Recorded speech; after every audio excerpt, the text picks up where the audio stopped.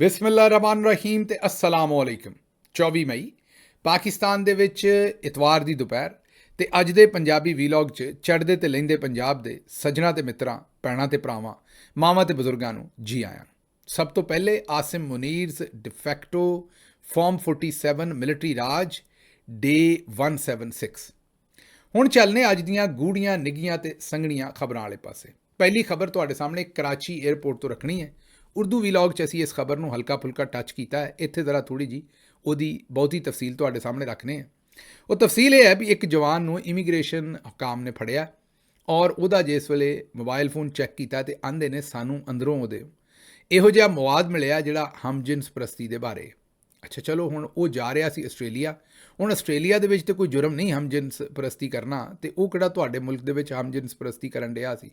ਉੱਥੇ ਜਾ ਕੇ ਉਹਨੇ ਕਰਨੀ ਸੀ, ਉੱਥੋਂ ਦਾ ਮੁਲਕ ਜਾਣੇ ਤੇ ਉਹਨਾਂ ਦਾ ਕੰਮ ਜਾਣੇ। ਲੇਕਿਨ ਚਲੋ ਉਹਨਾਂ ਫੜ ਲਿਆ। ਉਹ ਕਹਿੰਦੇ ਨੇ ਵੀ ਇਹ ਬੰਦਾ ਪਹਿਲਾਂ ਡੰਕੀ ਲਾ ਕੇ ਯੂਰਪ ਜਾਣ ਦੀ ਵੀ ਇਹਨੇ 2019 'ਚ ਈਰਾਨ ਦੇ ਰਸਤੇ ਤੋਂ ਕੋਸ਼ਿਸ਼ ਕੀਤੀ। 2022 ਦੇ ਵਿੱਚ ਮਾਲਦੀਵ ਤੋਂ ਇਹ ਬੰਦਾ ਡਿਪੋਰਟ ਹੋਇਆ ਤੇ ਉਹਨਾਂ ਕਿਹਾ ਲੇਕਿਨ ਇਹ ਜਿਹੜਾ ਮੁਜਾਹਦ ਸੀ ਇਹਨੇ ਇਸ ਗੱਲ ਦਾ ਫੈਸਲਾ ਕਰ ਲਿਆ ਵੀ ਮੈਂ ਪਾਕਿਸਤਾਨ ਦੇ ਵਿੱਚ ਨਹੀਂ ਰਹਿਣਾ। ਮਤਲਬ ਇਹਨੇ ਕਮਰ ਬੰਨ੍ਹ ਲਈ ਤੇ ਇਹਨੇ ਕਿਹਾ ਹਰ ਸੂਰਤ ਮੈਂ ਪਾਕਿਸਤਾਨ ਤੋਂ ਜਾਣਾ।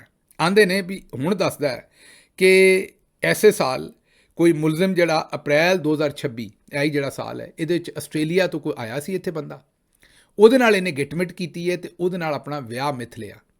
ਮਤਲਬ ਹਮਜਿਨਸ ਪ੍ਰਸਤੀ, ਇਹਨਾਂ ਇੱਕੋ ਹੀ ਜਿਨਸ ਦੇ ਬੰਦੇ ਨਾਲ, ਆਪਣੀ ਜਿਨਸ ਦੇ ਬੰਦੇ ਨਾਲ ਇਹਨੇ ਵਿਆਹ ਕਰਨ ਦਾ ਫੈਸਲਾ ਕਰ ਲਿਆ ਔਰ ਉਹਦੇ ਵਾਸਤੇ, ਉਸ ਵਿਆਹ ਦੇ ਸਾਰੀ ਸੂਰਤ ਹਾਲ ਵਾਸਤੇ ਇਹ ਆਸਟ੍ਰੇਲੀਆ, ਸ਼ਾਇਦ ਇੱਥੋਂ ਸ੍ਰੀਲੰਕਾ ਜਾਣਾ ਸੀ ਤੇ ਅੱਗੋਂ ਆਸਟ੍ਰੇਲੀਆ ਜਾਣਾ ਸੀ। ਇਹ ਸਾਰੀ ਜਿਹੜੀ ਹਮਜਿਨਸ ਪ੍ਰਸਤੀ ਦੀ ਇਹਨਾਂ ਦੀ ਡੀਲ ਹੋਈ ਸੀ ਕਿ ਅਸੀਂ ਵਿਆਹ ਕਰਨਾ ਹੈ। ਜ਼ਾਹਿਰ ਹੈ ਉੱਥੇ ਜਾ ਕੇ ਉਹਨਾਂ ਨੇ ਇਹ ਕਹਿਣਾ ਸੀ ਵੀ ਮੈਂ ਹਮਜਿਨਸ ਪ੍ਰਸਤ ਹਾਂ ਤੇ ਮੈਂ ਇੱਕ ਮੁੰਡੇ ਨਾਲ ਵਿਆਹ ਕਰਨਾ ਚਾਹੁੰਦਾ। ਪਾਕਿਸਤਾਨ 'ਚ ਦੀ ਇਜਾਜ਼ਤ ਕੋਈ ਨਹੀਂ। ਅਗਰ ਮੈਂ ਉੱਥੇ ਕੀਤਾ ਤੇ ਮਾਰ ਦਿਆ ਜਾਵਾਂਗਾ ਜਾਂ ਜੇਲ੍ਹ ਦੇ ਵਿੱਚ ਪਾ ਦਿੱਤਾ ਜਾਵਾਂਗਾ ਤੇ ਮੈਨੂੰ ਜਿਹੜਾ ਉਹ ਆਸਟ੍ਰੇਲੀਆ ਦੇ ਵਿੱਚ ਰਹਿਣ ਦੀ ਇਜਾਜ਼ਤ ਦਿਓ। ਮੇਰਾ ਖਿਆਲ ਹੈ ਕਿ ਅਸਾਈਲਮ ਲੈਣ ਦਾ ਇਹ ਕੋਈ ਤਰੀਕਾ ਸੀ। ਅਸਾਈਲਮ ਲੱਭ ਜਾਂਦਾ ਤੇ ਉੱਥੋਂ ਮੈਨੂੰ ਨਹੀਂ ਪਤਾ ਕਿ ਉਸ ਤੋਂ ਬਾਅਦ ਉਹ ਹਮਜਿਨਸ ਪ੍ਰਸਤ ਅਸਲ ਦੇ ਵਿੱਚ ਹੁੰਦਾ ਜਾਂ ਸਿਰਫ ਇਸ ਕੰਮ ਨੂੰ ਇਸਤੇਮਾਲ ਕਰ ਰਿਹਾ ਹੁੰਦਾ ਆਪਣੀ ਰੋਜ਼ੀ ਰੋਟੀ ਵਾਸਤੇ। ਅੱਛਾ, ਹੁਣ ਆਪਣੇ ਵੱਲੋਂ ਇਹਨਾਂ ਨੇ ਬੜਾ ਮਾਰਕਾ ਮਾਰਿਆ, ਜੰਗ ਨਿਊਜ਼ ਦੀ ਇਹ ਖਬਰ ਹੈ। ਲੇਕਿਨ ਦੂਜੇ ਪਾਸੇ ਮੈਨੂੰ ਇਹ ਦੱਸੋ ਕਿ ਇਹਨਾਂ ਨੇ ਜਿਹੜਾ ਵੀ ਮਾਰਕਾ ਮਾਰਿਆ ਹੈ ਉਹਨੂੰ ਛੱਡਦੇ ਨੇ। ਇਹ ਤਾਂ ਸੋਚੋ ਵੀ ਦੁਨੀਆ ਕਿੱਥੋਂ ਤੱਕ ਔਖੀ ਹੋ ਗਈ ਹੈ ਵੀ 3 ਵਾਰੀ ਬੰਦਾ ਪਾਕਿਸਤਾਨ ਨੂੰ ਭੱਜਿਆ। ਪਹਿਲਾਂ ਈਰਾਨ ਦੇ ਰਾਹ, ਉੱਥੇ ਤੇ ਤੁਹਾਨੂੰ ਪਤਾ ਡੰਕੀ ਦੇ ਵਿੱਚ ਤੇ 50% ਮਰਨ ਦੇ ਚਾਂਸ ਹੁੰਦੇ ਨੇ ਤੇ 50% ਉੱਥੇ ਜ਼ਿੰਦਾ ਬਚ ਕੇ ਨਿਕਲ ਜਾਣ ਦੇ। ਬਲਕਿ ਤੁਸੀਂ ਇਹ ਕਹੋ ਕਿ ਕੋਈ 50-60% ਮਰਨ ਦੇ ਤੇ 20% ਜਿਹੜੇ ਉਹ ਜ਼ਿੰਦਾ ਬਚ ਕੇ ਗਾਂ ਨਿਕਲ ਜਾਣਗੇ ਔਰ ਬਾਕੀ 30% ਵਾਪਸ ਆ ਜਾਣ ਦੇ। ਇਸ ਤਰ੍ਹਾਂ ਦੇ ਚਾਂਸ ਹੁੰਦੇ ਨੇ। ਉਹਨੇ ਉਹ ਵੀ ਕੀਤਾ, ਫਿਰ ਉਹ ਮਾਲਦੀਵ ਤੋਂ ਵੀ ਡਿਪੋਰਟ ਹੋਇਆ। ਹੁਣ ਉਹ ਫਿਰ ਵਿਚਾਰਾ ਟਰਾਈ ਕਰਨ ਡਿਆ, ਜਿਸ ਵੀ ਤਰੀਕੇ ਨਾਲ ਟਰਾਈ ਕਰਨ ਡਿਆ, ਭੁੱਖ ਮਰਦਾ ਇੱਥੋਂ ਨਿਕਲਣਾ ਚਾਹੁੰਦਾ। ਸਾਲ ਦੇ ਜਿਹੜੇ ਪਹਿਲੇ 4 ਮਹੀਨੇ ਨੇ ਉਹਨਾਂ ਦੇ ਵਿੱਚ 2.5 ਲੱਖ ਪਾਕਿਸਤਾਨੀ, ਹਾਂਜੀ ਦਰੁਸਤ ਸੁਣ ਰਹੇ ਹੋ, 2.5 ਲੱਖ ਪਾਕਿਸਤਾਨੀ ਜਿਹੜਾ ਉਹ ਪਾਕਿਸਤਾਨ ਛੱਡ ਕੇ ਚਲਾ ਗਿਆ, ਜਿਨ੍ਹਾਂ 'ਚ 1100 ਮੈਡੀਕਲ ਡਾਕਟਰ ਵੀ ਹੈ। ਮਤਲਬ ਅਸੀਂ ਹਾਫਿਜ਼ ਜੀ ਤੁੰਨ ਕੇ ਰੱਖੋ ਵਾਲੀ ਪਾਲਿਸੀ ਦੇ ਵਿੱਚ ਕੰਮ ਇੰਨਾ ਕੁ ਤੁੰਨ ਛੱਡਿਆ ਕਿ ਹੁਣ ਲੋਕਾਂ ਦਾ ਜਿਹੜਾ ਉਹ ਸਾਹ ਲੈਣਾ ਵੀ ਔਖਾ ਹੋ ਗਿਆ। ਹੁਣ ਕੋਈ ਬੰਦਾ ਮਿਹਨਤ ਕਰੇ ਤੇ ਹਾਫਿਜ਼ ਜੀ ਨੂੰ ਇਹ ਕਹੇ ਵੀ ਆਮ ਆਵਾਮ ਨੂੰ ਇੰਨਾ ਤੁੰਨ ਕੇ ਰੱਖਣ ਵਾਲਾ ਕੰਮ ਜਿਹੜਾ ਉਹਨੂੰ ਜ਼ਰਾ ਥੋੜ੍ਹੀ ਜਿਹੀ ਢਿੱਲ ਦੇ ਦਿਓ। ਲੋਕਾਂ ਦੀ ਜ਼ਿੰਦਗੀ ਬਹੁਤ ਜ਼ਿਆਦਾ ਔਖੀ ਹੋ ਗਈ ਹੈ। ਅੱਗੇ ਤੁਰਨੇ ਜੀ ਅਗਲੀ ਖਬਰ ਤੇ। ਇਹ ਖਬਰ ਤੇ ਹੋ ਗਈ ਕਿਸਾਨਾਂ ਲਈ ਬੜੀ ਚੰਗੀ ਖਬਰ, ਮੁਬਾਰਕਬਾਦਾਂ ਕਿਸਾਨਾਂ ਨੂੰ। ਮੈਂ ਕਿਹਾ ਲੁੱਟ ਪਾ ਦਿੱਤੀ ਪਾਕਿਸਤਾਨ ਦੇ ਵਿੱਚ ਇੱਕ ਵਾਰੀ ਕਿਸਾਨਾਂ ਵਾਸਤੇ ਇਹਨਾਂ ਨੇ। ਕਿਸਾਨਾਂ ਦੀ ਜਿਹੜੀ ਖਾਦ ਹੈ ਉਹ ਮਹਿੰਗੀ ਕਰ ਛੱਡੀ। ਹਾਂਜੀ, ਸਸਤੀ ਨਹੀਂ, ਮਹਿੰਗੀ। ਤੁਸੀਂ ਜਦੋਂ ਆਖਿਆ ਹੋਣਾ ਖੁਸ਼ਖਬਰੀ, ਤੁਸੀਂ ਇਹੀ ਸਮਝਦੇ ਹੋਵੋਗੇ ਵੀ ਕੋਈ ਸ਼ਾਇਦ ਸਸਤੀ ਕੀਤੀ ਹੈ। ਸਸਤੀ ਕਿਵੇਂ ਕਰੀਏ? ਚੌਧਰੀ ਸਾਹਿਬ ਵੀ ਖਾਦ ਹੀ ਬਣਾਉਂਦੇ ਨੇ। ਖਾਦ ਬਣਾਉਣ ਦੇ ਜਿਹੜੇ ਸਭ ਤੋਂ ਵੱਡੇ ਕਾਰਖਾਨੇ ਨੇ ਉਹ 2-4 ਰਈਸ ਟੱਬਰ ਉਹਨਾਂ ਦੇ ਨੇ ਤੇ ਨਾਲ ਚੌਧਰੀ ਸਾਹਿਬ ਦੇ ਨੇ। ਮੇਰਾ ਤਾਂ ਖਿਆਲ ਹੈ ਕਿ ਸਭ ਤੋਂ ਬਹੁਤੀ ਖਾਦ ਸ਼ਾਇਦ ਬਣਾਉਂਦੇ ਹੀ ਚੌਧਰੀ ਸਾਹਿਬ ਨੇ। ਤੇ ਜਿਸ ਵੇਲੇ ਉਹ ਖਾਦ ਹੀ ਚੌਧਰੀ ਸਾਹਿਬ ਦੀ ਹੈ ਤਾਂ ਫਿਰ ਸਸਤੀ ਕਿਵੇਂ ਕਰੀਏ? ਸੁਣ ਲਓ ਜ਼ਰਾ ਰੇਟ ਅਗਲੇ ਪਾਸੇ। DAP ਦੀ 50 ਕਿਲੋ ਦੀ ਬੋਰੀ 15,883 ਰੁਪਏ 'ਚ ਫਰੋਖਤ ਹੋ ਰਹੀ ਹੈ। ਇਹ ਕਿਹੜੀ ਹੋ ਰਹੀ ਹੈ? 50 ਕਿਲੋ ਦੀ ਬੋਰੀ 15,883 'ਚ ਜਿਹੜੀ ਬਾਹਰੋਂ ਮੰਗਵਾਈ ਜਾ ਰਹੀ ਹੈ। ਜਿਹੜੀ ਇੰਪੋਰਟ ਕਰ ਰਹੇ ਹੋ ਕਿੰਨੇ ਦੀ ਹੈ? 50 ਕਿਲੋ ਦੀ ਬੋਰੀ 15,883 ਰੁਪਏ। ਤੇ ਜਿਹੜੀ ਇੱਥੇ ਚੌਧਰੀ ਬਣਾਉਂਦਾ ਜਾਂ ਦੂਸਰੇ ਬੰਦੇ ਬਣਾਉਂਦੇ ਨੇ ਮੁਲਕ ਦੇ ਅੰਦਰ, ਜਿੱਥੇ ਅਸੀਂ ਗੈਸ ਵੀ ਸਬਸਿਡੀ ਨਾਲ ਦਿੰਦੇ ਹਾਂ। ਇਹ ਜਿਹੜੀ ਗੈਸ ਤੁਸੀਂ ਘਰਾਂ 'ਚ ਮਹਿੰਗੀ ਤੁਹਾਨੂੰ ਦਿੱਤੀ ਜਾਂਦੀ ਹੈ ਨਾ, ਉਹਦੀ ਇੱਕ ਵਜ੍ਹਾ ਇਹ ਹੈ ਕਿ ਅਸੀਂ ਉਹ ਖਾਦ ਬਣਾਉਣ ਵਾਲੇ ਕਾਰਖਾਨਿਆਂ ਨੂੰ ਤੁਹਾਡੇ ਪੱਲਿਓਂ ਤੁਹਾਡਾ ਖੂਨ ਕੱਢ ਕੇ ਤੁਹਾਡੀਆਂ ਨਾੜਾਂ 'ਚੋਂ ਤੇ ਉੱਥੇ ਉਹ ਸਬਸਿਡੀ ਦਿੰਦੇ, ਮਤਲਬ ਸਸਤੀ ਗੈਸ ਦਿੰਦੇ। ਔਰ ਉਸ ਸਸਤੀ ਗੈਸ ਦੀ ਜਿਹੜੀ ਕੀਮਤ ਹੈ ਉਹ ਫਿਰ ਬਾਅਦ 'ਚ ਤੁਹਾਡੇ ਕੋਲੋਂ ਵਸੂਲ ਕਰਦੇ ਤੁਹਾਡੇ ਬਿੱਲਾਂ 'ਚੋਂ। ਉਸ ਦੇ ਬਾਵਜੂਦ ਜਿਹੜੀ ਲੋਕਲ ਖਾਦ ਹੈ ਉਹ DAP ਜਿਹੜੀ ਹੈ ਉਹਦੀ 50 ਕਿਲੋ ਦੀ ਬੋਰੀ 9,933 ਰੁਪਏ, ਮਤਲਬ ਤਕਰੀਬਨ ਕੋਈ ਤੁਸੀਂ ਇਹ ਕਹਿ ਸਕਦੇ ਹੋ ਵੀ 50-60 ਰੁਪਏ ਮਹਿੰਗੀ ਲੋਕਲ ਖਾਦ ਹੈ ਜਿਹਦੇ 'ਚ ਤੁਸੀਂ ਸਬਸਿਡੀ ਵੀ ਦੇ ਰਹੇ ਹੋ ਅਤੇ ਇੰਪੋਰਟਡ ਸਸਤੀ ਹੈ। ਇਹ ਸੂਰਤ ਹਾਲ ਹੈ। ਅਤੇ ਹੁਣ ਕਿਸਾਨਾਂ ਦਾ ਤਾਂ ਪਹਿਲਾਂ ਲੱਕ ਟੁੱਟ ਗਿਆ ਤੁਹਾਡੇ ਸਾਹਮਣੇ, ਟਮਾਟਰ ਨਹਿਰਾਂ 'ਚ ਸੁੱਟ ਰਹੇ ਨੇ, ਉਹ ਜੇ ਵੇਚਣ ਆਉਂਦੇ ਨੇ ਤਾਂ ਫਿਰ ਮਾਰੇ ਗਏ, ਉਹਨਾਂ ਨੂੰ ਕਿਰਾਇਆ ਵੀ ਨਹੀਂ ਬਚਦਾ ਜਿਹੜਾ ਉਹ ਮੰਡੀ ਲੈ ਕੇ ਆਉਂਦੇ ਨੇ। ਪਿਛਲੇ ਦਿਨੋਂ ਇੱਕ ਆਲੂ ਦੀ ਸ਼ਾਇਦ ਫਸਲ ਸੀ ਔਰ ਬੰਦੇ ਦੇ 450 ਤੋੜੇ ਸਨ, ਛੋਟੀਆਂ ਬੋਰੀਆਂ ਜਿਹੜੀਆਂ ਹੁੰਦੀਆਂ ਨੇ 450, ਅਤੇ ਉਸ ਬੰਦੇ ਨੂੰ 8,000 ਰੁਪਈਆ ਟਰਾਲੀ ਵਾਲੇ ਨੂੰ ਪੱਲਿਓਂ ਦੇਣਾ ਪਿਆ ਸੀ ਕਿਰਾਏ ਦੇ ਵਿੱਚ, ਕਿਉਂਕਿ ਜਿੰਨੇ ਦੇ ਆਲੂ ਵਿਕੇ ਸਨ ਉਹ ਖਰਚਾ 8,000 ਬਹੁਤਾ ਸੀ। ਜ਼ਿਮੀਂਦਾਰ ਨੂੰ ਤੇ ਮਾਰ ਕੇ ਜਾਂ ਰਗੜ ਕੇ ਰੱਖ ਛੱਡਿਆ ਅਤੇ ਅੱਗੋਂ ਹੋਰ ਸੋਚਣ ਨੂੰ ਵੀ ਤਿਆਰ ਨਹੀਂ ਕਿ ਉਹਨੂੰ ਕਿਸੇ ਕਿਸਮ ਦੀ ਕੋਈ ਰਿਲੀਫ ਦੇਣੀ ਹੈ। ਅੱਗੇ ਤੁਰੀਏ ਜੀ। ਪੀਪਲਜ਼ ਪਾਰਟੀ ਦੀ ਰਹਿਨੁਮਾ ਨਫੀਸਾ ਸ਼ਾਹ ਸਾਹਿਬਾ ਨੇ ਖਾਦ ਮਹਿੰਗੀ ਹੋਣ ਦਾ ਮਸਲਾ ਕੌਮੀ ਅਸੈਂਬਲੀ 'ਚ ਚੁੱਕਣ ਦੀ ਕੋਸ਼ਿਸ਼ ਕੀਤੀ ਅਤੇ ਹਕੂਮਤੀ MNA ਫਰਾ ਨਾਜ਼ ਸਾਹਿਬਾ ਨੇ ਕਿਹਾ ਕਿ ਹਕੂਮਤ ਇਸ ਮਸਲੇ ਨੂੰ ਦੇਖ ਰਹੀ ਹੈ, ਮਜ਼ੀਦ ਤਫਸੀਲਾਤ ਲੈਣੀਆਂ ਨੇ ਅਤੇ ਮੇਰੇ ਦਫ਼ਤਰ ਆ ਜਾਓ। ਅੱਛਾ, ਇਹ ਮੇਰੀ ਗੱਲ ਸਮਝ ਨਹੀਂ ਆਈ ਕਿ ਨਫੀਸਾ ਸ਼ਾਹ ਸਾਹਿਬਾ ਪੀਪਲਜ਼ ਪਾਰਟੀ ਤੋਂ ਨੇ, ਸਾਰੇ ਸੂਬਿਆਂ 'ਚ ਪੀਪਲਜ਼ ਪਾਰਟੀ ਦੇ ਗਵਰਨਰ ਨੇ, ਸਦਰ ਸਾਹਿਬ ਪੀਪਲਜ਼ ਪਾਰਟੀ ਤੋਂ ਨੇ, ਅਤੇ ਇਹ ਐਕਟ ਇਵੇਂ ਕਰਦੇ ਨੇ ਜਿਵੇਂ ਹਕੂਮਤ ਦੇ ਵਿੱਚ ਨਹੀਂ। ਸ਼ਹਿਬਾਜ਼ ਸ਼ਰੀਫ ਨੂੰ ਵੋਟ ਇਹਨਾਂ ਨੇ ਦਿੱਤੇ ਨੇ, ਮਤਲਬ ਹਕੂਮਤੀ ਬੈਂਚਸ ਦੇ ਉੱਤੇ ਬਹਿੰਦੇ ਨੇ, ਲੇਕਿਨ ਖਬਰ ਜਦੋਂ ਰਿਲੀਜ਼ ਕਰਦੇ ਨੇ ਉਦੋਂ ਇੰਜ ਕਰਦੇ ਨੇ ਵੀ ਨਫੀਸਾ ਸ਼ਾਹ ਸਾਹਿਬਾ ਜਿਹੜੇ ਪੀਪਲਜ਼ ਪਾਰਟੀ ਤੋਂ ਨੇ ਉਹ ਜਿਵੇਂ ਅਪੋਜੀਸ਼ਨ ਤੋਂ ਹੋਣ ਅਤੇ ਅੱਗੋਂ ਹਕੂਮਤੀ MNAs ਜਿਹੜੇ ਨੇ ਉਹ ਜਵਾਬ ਦੇ ਰਹੇ ਨੇ। ਅੱਗੇ ਚੱਲਦੇ ਜੀ। ਲਾਹੌਰ ਦੇ ਵਿੱਚ ਈਦੀ ਮੰਗਣ ਦੀ ਵਜ੍ਹਾ ਤੋਂ ਪੁਲਿਸ ਅਹਿਲਕਾਰਾਂ 'ਤੇ ਮੰਗਤੇ ਹੋਣ ਦਾ ਪਰਚਾ ਦੇ ਦਿੱਤਾ ਗਿਆ, ਭੀਖ ਮੰਗਣ ਦਾ ਪਰਚਾ, ਗਦਾਗਰੀ ਕਰਨ ਦਾ ਪਰਚਾ ਦੇ ਦਿੱਤਾ ਗਿਆ। ਹਾਂਜੀ, ਉਹ ਪੁਲਿਸ ਵਾਲੇ ਜਿਹੜੇ ਲੋਕਾਂ ਕੋਲੋਂ ਈਦੀ ਮੰਗ ਰਹੇ ਨੇ ਉਹਨਾਂ ਦਾ ਇਲਾਜ ਇਹ ਕਰ ਰਹੇ ਨੇ ਕਿ ਉਹਨਾਂ ਦੇ ਉੱਤੇ ਹੁਣ ਮੰਗਣ ਦਾ ਪਰਚਾ ਦੇ ਰਹੇ ਨੇ। ਅੱਛਾ, ਇੱਥੇ ਮੇਰਾ ਇੱਕ ਸਵਾਲ ਹੈ, ਇਹ ਮੰਗਣ ਦਾ ਪਰਚਾ ਸਿਰਫ ਥੱਲੇ ਵਾਲੇ ਪੁਲਿਸ ਅਹਿਲਕਾਰਾਂ ਨੂੰ ਹੀ ਦੇਣਾ ਜਿਹੜੇ ਨਾਕੇ 'ਤੇ 100, 200, 500, 1000 ਮੰਗ ਰਹੇ ਨੇ? ਜਿਹੜੇ SPs, ASPs ਉੱਤੇ ਰਾਡੋ ਦੀਆਂ ਘੜੀਆਂ, ਪੁਰਾਣਾ ਜ਼ਮਾਨਾ ਸੀ, ਹੁਣ ਰੋਲੈਕਸ ਦੀਆਂ ਨੇ, ਉਹਨੂੰ ਰਾਡੋ ਹੀ ਸਮਝੋ ਤੁਸੀਂ ਅੱਜ ਦੀ, ਔਰ ਨਾਲ ਆਈਫੋਨ ਅਤੇ ਪਤਾ ਨਹੀਂ ਲਟਰਮ ਪਟਰਮ ਕੀ ਮੰਗਦੇ ਨੇ, ਅਤੇ ਮਹਿੰਗੇ ਮਹਿੰਗੇ ਬੈਗਸ ਜਿਹੜੀਆਂ ਖਵਾਤੀਨ ਪੁਲਿਸ ਆਫਿਸਰਸ ਨੇ, ਉਹ ਜਿਹੜਾ ਸਾਰਾ ਕੁਝ ਮੰਗਿਆ ਜਾ ਰਿਹਾ ਉਹਦੇ 'ਤੇ ਕੋਈ ਪਰਚਾ ਨਹੀਂ ਇਹੋ ਜਿਹਾ ਹੋ ਸਕਦਾ?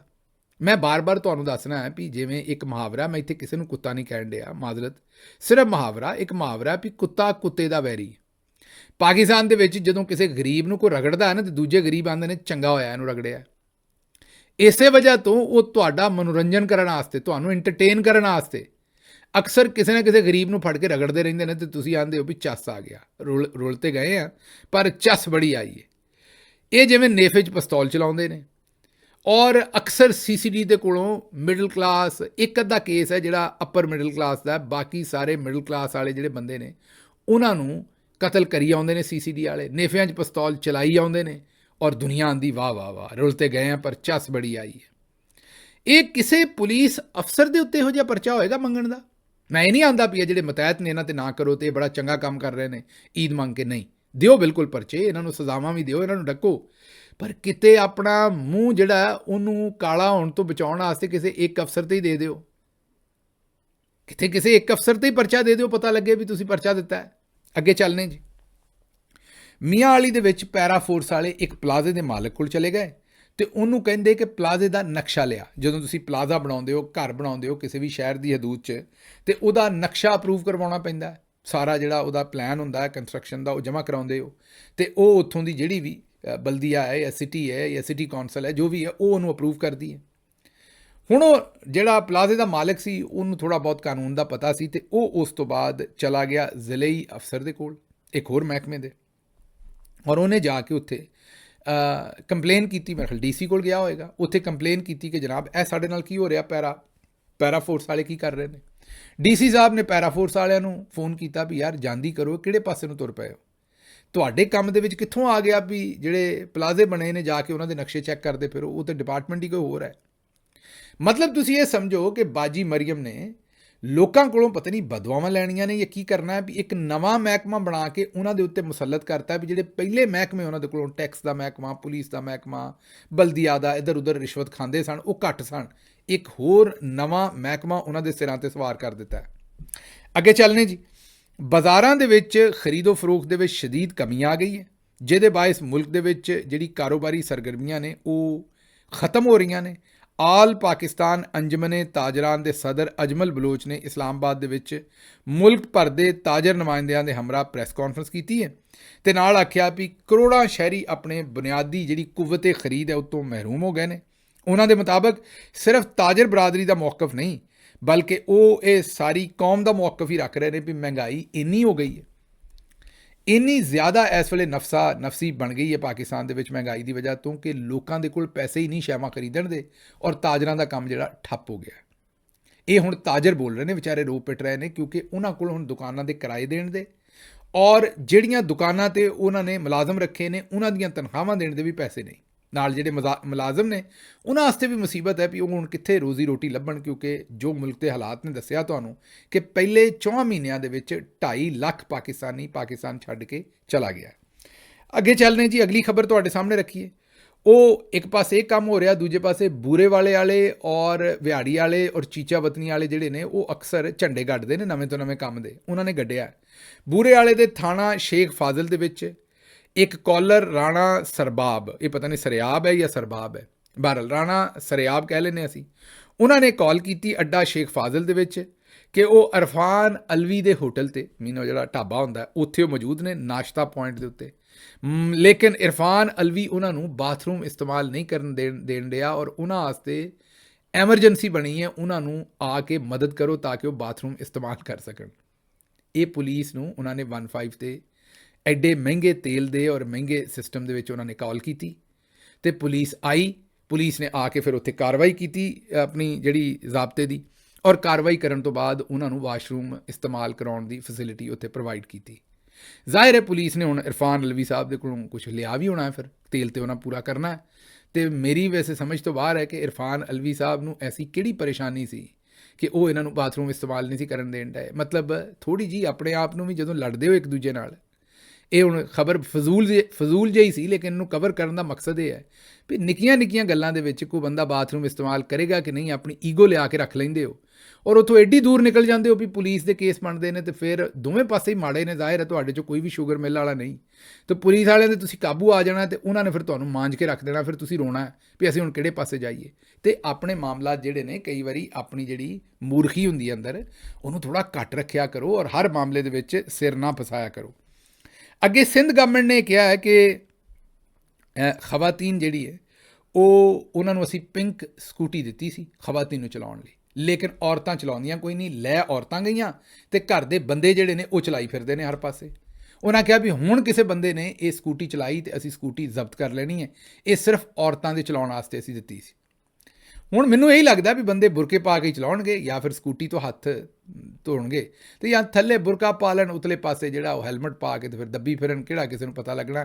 ਹਾਂ ਇਹ ਜ਼ਰੂਰ ਹੈ ਕਿ ਹੋ ਸਕਦਾ ਥੱਲੇ ਅੱਡੀ ਵਾਲੀ ਜੁੱਤੀ ਵੀ ਪਾਉਣੀ ਪਵੇ, ਮਤਲਬ ਹੀਲਸ ਵੀ ਪਾਉਣੀਆਂ ਪੈਣ, ਇਹ ਮੈਨੂੰ ਨਹੀਂ ਪਤਾ, ਇਹ ਹੁਣ ਤੁਸੀਂ ਆਪ ਹਿਸਾਬ ਲਾਉਣਾ ਵੀ ਪੈਰਾਂ ਦਾ ਕੀ ਕਰਨਾ ਜੇ। ਲੇਕਿਨ ਇਹ ਸਿੰਧ ਗਵਰਨਮੈਂਟ ਨੇ ਇਹ ਜਦੋਂ ਤੁਸੀਂ ਇਹੋ ਜਿਹੇ ਕੰਮ ਕਰਦੇ ਹੋ ਤਾਂ ਪਹਿਲਾਂ ਤੁਹਾਨੂੰ ਨਹੀਂ ਪਤਾ ਲੱਗਦਾ ਵੀ ਇਹ ਕੰਮ ਜਿਹੜੇ ਨੇ ਇਹਨਾਂ ਦੀ ਅਜੇ ਸਾਡੀ ਸੁਸਾਇਟੀ ਦੇ ਵਿੱਚ ਉਸ ਤਰ੍ਹਾਂ ਐਕਸੈਪਟੈਂਸ ਨਹੀਂ, ਅਤੇ ਇਹਨੂੰ ਫਿਰ ਅਗਰ ਕਰਨਾ ਹੈ ਤਾਂ ਇਹਦਾ ਕੋਈ ਤਰੀਕਾ ਬਣਾਓ ਐਸਾ ਕਿ ਫਿਰ ਇਹਦੇ 'ਚ ਇੰਪਲੀਮੈਂਟੇਸ਼ਨ ਵੀ ਹੋਵੇ, ਕੌਮ ਦਾ ਟੈਕਸ ਪੇਅਰ ਦਾ ਪੈਸਾ ਖਰਾਬ ਨਾ ਹੋਵੇ।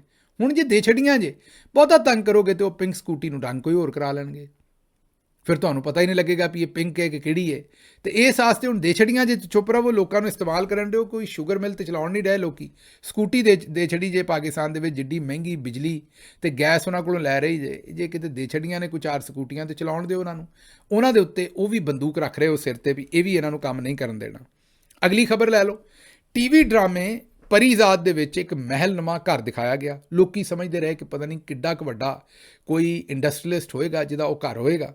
ਹੁਣ ਪਤਾ ਲੱਗਾ ਕਿ ਉਹ ਖੈਬਰ ਪਖਤੂਨਖਵਾ ਹਕੂਮਤ ਦੇ ਵਿੱਚ ਗ੍ਰੇਡ 12 ਦਾ ਮੁਲਾਜ਼ਮ ਸੀ ਔਰ ਨਾ ਉਹ ਜਿਹੜਾ ਕੈਸਰ ਇਕਬਾਲ ਉਹਨਾਂ ਦਾ ਨਾਂ ਹੈ, ਹੈੱਡ ਕਲਰਕ ਨਿਕਲੇ ਨੇ ਅਤੇ ਉਹਨਾਂ ਨੇ 40 ਅਰਬ ਮਤਲਬ ਜਿਹੜਾ ਟੋਟਲ ਉੱਥੇ ਇੱਕ ਕਰਪਸ਼ਨ ਦਾ ਕੇਸ ਦੇ ਇਲਜ਼ਾਮਾਤ ਲੱਗੇ ਸਨ, ਉਹ 40 ਅਰਬ ਰੁਪਈਏ ਦੇ ਕੋਸਤਾਨ ਮੈਗਾ ਸਕੈਂਡਲ ਦੀ ਤਹਿਕੀਕਾਤ 'ਚ ਸਾਹਮਣੇ ਆਇਆ ਸੀ। ਅਸਾਸਿਆਂ ਦੀ ਜਾਂਚ ਪੜਤਾਲ ਹੋਈ ਅਤੇ ਪਤਾ ਲੱਗਾ ਵੀ ਪਰੀਜ਼ਾਦ ਡਰਾਮੇ 'ਚ ਇਸਤੇਮਾਲ ਹੋਣ ਵਾਲਾ ਮਹਿਲ ਜਿਹੜਾ ਉਹ ਇਸ ਕਲਰਕ ਦਾ ਨਿਕਲਿਆ। ਕਲਰਕ ਜਿਹੜਾ ਉਹ ਮਹਿਕਮਾ CNW ਦਾ ਹੈੱਡ ਕਲਰਕ ਨਿਕਲਿਆ। ਇਹ ਮਹਿਕਮਾ ਜਿਹੜਾ ਅੱਜ ਕੱਲ੍ਹ ਜਿਹੜੇ ਮੀਨਾ ਖਾਨ ਅਫਰੀਦੀ ਸਾਹਿਬ ਨੇ ਉਹਨਾਂ ਦੇ ਕੋਲ ਇੱਕ ਮਹਿਕਮਾ ਹੈ। ਇਹ ਜਿਹੜਾ ਮਹਿਕਮਾ ਹੈ ਨਾ CNW, ਜਿਹਦੇ ਵਿੱਚ ਹੈ ਨਾਲੀਆਂ, ਸੋਲੰਗ, ਸੜਕਾਂ, ਇੱਦਾਂ ਦੇ ਕੰਮ ਹੁੰਦੇ ਨੇ, ਇਹਦੇ 'ਚ ਮਾਲ ਪਾਣੀ ਬੜਾ ਹੈ, ਪੂਰੇ ਪਾਕਿਸਤਾਨ 'ਚ। ਹੈੱਡ ਕਲਰਕ ਸਾਹਿਬ ਨੇ ਦਬਾ ਕੇ ਮਾਲ ਪਾਣੀ ਖਾਧਾ। ਇਹਨਾਂ ਨੂੰ ਇੱਕ ਪਾਕਿਸਤਾਨ ਤਹਿਰੀਕ ਇਨਸਾਫ ਦੇ ਵੀ ਬੜੇ ਮੰਨੇ ਪਰਮੰਨੇ ਲੀਡਰ ਨੇ, ਉਹਨਾਂ ਨੇ ਵੀ ਬੜੇ ਮਹਿੰਗੇ ਦਾਮਾਂ ਦੇ ਵਿੱਚ ਇਹਨਾਂ ਨੂੰ ਇੱਕ ਘਰ ਵੇਚਿਆ। ਮਤਲਬ ਉਹਨਾਂ ਨੇ ਆਪਣਾ ਇੱਕ ਘਰ ਇਹਨਾਂ ਨੂੰ ਵੇਚਿਆ ਹੋਇਆ, ਜਿਹਦੀ ਕਿ ਇਹਨਾਂ ਨੇ ਬੜੀ ਲੰਮੀ ਚੌੜੀ ਕੀਮਤ ਦਿੱਤੀ ਹੋਈ ਹੈ। ਇਹ ਜਿਹੜੇ ਸਾਹਬਾਨ ਇਹ ਕੋਸਤਾਨ ਸਕੈਂਡਲ ਦੇ ਵਿੱਚ ਫੜੇ ਗਏ ਸਨ। ਬਹਰਹਾਲ ਇਹ ਤੁਸੀਂ ਹਿਸਾਬ ਲਾ ਲਓ ਕਿ ਮੁਲਕ ਦੇ ਵਿੱਚ ਜਿਹੜੇ ਕਲਰਕ ਨੇ, ਤੇ ਪਿਛਲੇ ਦਿਨਾਂ 'ਚ ਵੀ ਇੱਕ 2 ਅਰਬ ਦੀ, ਕੱਲ੍ਹ ਹੀ ਸਾਇਰਾ ਬਾਨੋ ਸਾਹਿਬਾ ਦਾ ਬਿਆਨ ਸੀ ਕਿ ਸਿੰਧ ਦੇ ਵਿੱਚ ਇੱਕ ਕਲਰਕ ਫੜਿਆ ਗਿਆ ਜਿਹਨੇ 2 ਅਰਬ ਔਰ 9 ਕਰੋੜ ਦੀ ਕਰਪਸ਼ਨ ਕੀਤੀ ਸੀ। 2 ਅਰਬ 9 ਕਰੋੜ ਤੇ 98 ਲੱਖ ਦੀ, ਤੇ ਉਹਨੂੰ ਨੌਕਰੀ ਤੋਂ ਬਰਖਾਸਤ ਕਰਤਾ। ਵੀ ਜਿਹਨੇ 2 ਅਰਬ ਦੀ ਕਰਪਸ਼ਨ ਕਰ ਲਈ, ਉਹਨੇ ਹੁਣ ਨੌਕਰੀ ਕਰਨੀ ਕੀ ਹੈ, ਉਹਨੂੰ ਲੋੜ ਕੀ ਹੈ ਨੌਕਰੀ ਕਰਨ ਦੀ। ਲੇਕਿਨ ਬਹਰਹਾਲ ਇਸ ਤਰ੍ਹਾਂ ਦੀ ਖਬਰ ਜਿਹੜੀ ਹੈ ਉਹ ਸਿੰਧ ਤੋਂ ਵੀ ਆਈ ਸੀ। ਮਤਲਬ ਇਹ ਨਾ ਖੈਬਰ ਪਖਤੂਨਖਵਾ ਵਾਲੇ ਸਮਝਣ ਵੀ ਇਹ ਆਜ਼ਾਦ ਉਹਨਾਂ ਨੂੰ ਹਾਸਲ ਹੈ। ਉਹਨਾਂ ਦਾ ਰਿਕਾਰਡ ਜਿਹੜਾ ਉਹ ਤੋੜੀ ਖੜੇ ਨੇ ਜਿਹੜੇ ਕਰਾਚੀ ਵਾਲੇ ਨੇ, ਸਿੰਧ ਵਾਲੇ ਨੇ, ਉਹ ਵੀ।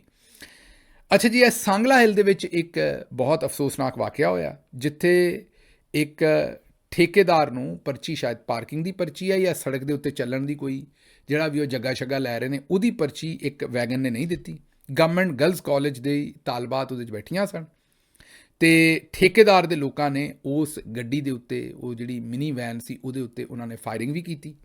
ਬੱਚੀਆਂ ਨੂੰ ਵੀ ਜ਼ਦੋਕੋਬ ਕੀਤਾ, ਥੱਪੜ ਛੱਪੜ ਮਾਰੇ। ਉਹ ਜਿਹੜੇ ਗੋਲੀਆਂ ਦੇ ਖੋਲ ਨੇ ਉਹ ਬੱਚੀਆਂ ਦਿਖਾ ਰਹੀਆਂ ਨੇ।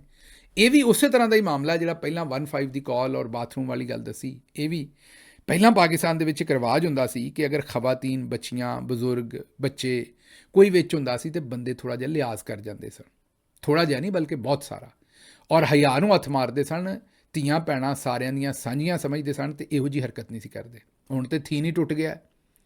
ਹੁਣ ਤੇ ਔਰਤਾਂ ਨੂੰ ਵੀ ਥੱਪੜ ਮਾਰਦੇ ਨੇ, ਔਰਤਾਂ ਨਾਲ ਵੀ ਬਦਤਮੀਜ਼ੀ ਕਰਦੇ ਨੇ। ਉਹੀ ਕੰਮ ਹਰ ਪਾਸੇ ਨੇ ਸ਼ੁਰੂ, ਜੋ ਉੱਤੋਂ ਚੌਧਰੀ ਨੇ ਕਰਵਾਉਣਾ ਸ਼ੁਰੂ ਕੀਤਾ ਉਹ ਟ੍ਰਿਕਲ ਡਾਊਨ ਥੱਲੇ ਹੋ ਗਿਆ। ਪੁਲਿਸ ਵਾਲੇ ਵੀ ਉਹੀ ਕਾਰਨਾਮੇ ਕਰਨ ਰਹੇ ਨੇ। ਮਤਲਬ ਇੱਕ ਦਰਿੰਦਗੀ, ਇੱਕ ਜੰਗਲ ਦਾ ਕਾਨੂੰਨ ਬਣ ਗਿਆ। ਕਿਸੇ ਨੂੰ ਕਿਸੇ ਨਾਲ ਕੋਈ ਪਰਵਾਹ ਨਹੀਂ ਰਹਿ ਗਈ ਵੀ ਕਰਨਾ ਕੀ ਹੈ। ਹੁਣ ਇਹ ਛੋਟੀਆਂ ਬੱਚੀਆਂ ਨੇ, 30 ਰੁਪਈਏ ਦੀ ਪਰਚੀ ਹੈ ਬਦਬਖਤੋ। ਉਹਦਾ ਕੋਈ ਹੋਰ ਹਿਸਾਬ ਕਰ ਲਓ। ਜਿਸ ਵੇਲੇ ਉਹ ਬੱਚੀਆਂ ਨੂੰ ਜਾ ਕੇ ਉਤਾਰ ਆਵੇ, ਉਸ ਤੋਂ ਬਾਅਦ ਉਹਦੇ ਨਾਲ ਗੱਲ ਕਰ ਲਓ, ਕੋਈ ਪੰਚਾਇਤ ਕਰ ਲਓ, ਕੋਈ ਬਹਿ ਕੇ ਗੱਲ ਕਰ ਲਓ। ਉਹਨੂੰ ਮਾਰਿਆ ਕੁੱਟਿਆ, ਉਹਦੇ 'ਤੇ ਫਾਇਰਿੰਗ ਕੀਤੀ, ਬੱਚੀਆਂ ਨੂੰ ਮਾਰਿਆ, ਔਰ ਪਿੱਛੋਂ ਨਿਕਲੇ ਕਿੰਨੇ ਨੇ? 30 ਰੁਪਈਏ। ਤੇ ਜੇ ਬਾਜੀ ਮਰੀਮ ਨੂੰ ਪੁੱਛੋ ਤਾਂ ਆਉਂਦੇ ਨੇ ਵੀ ਖਵਾਤੀਨ ਦੀ ਜਿਹੜੀ ਇੱਜ਼ਤ ਤੇ ਰਿਸਪੈਕਟ ਹੈ ਉਹ ਮੇਰੀ ਰੈੱਡ ਲਾਈਨ ਹੈ। ਤੇ ਰੋਜ਼ ਪਾਕਿਸਤਾਨ 'ਚ, ਉੱਥੇ ਪੰਜਾਬ ਸਪੈਸ਼ਲੀ ਖਵਾਤੀਨ ਨਾਲ ਕੀ ਹੋ ਰਿਹਾ ਉਹ ਤੁਹਾਡੇ ਸਾਹਮਣੇ। ਮੈਨੂੰ ਇੱਥੋਂ ਇਜਾਜ਼ਤ ਦਿਓ ਤੇ ਰੱਬ ਰੱਖ।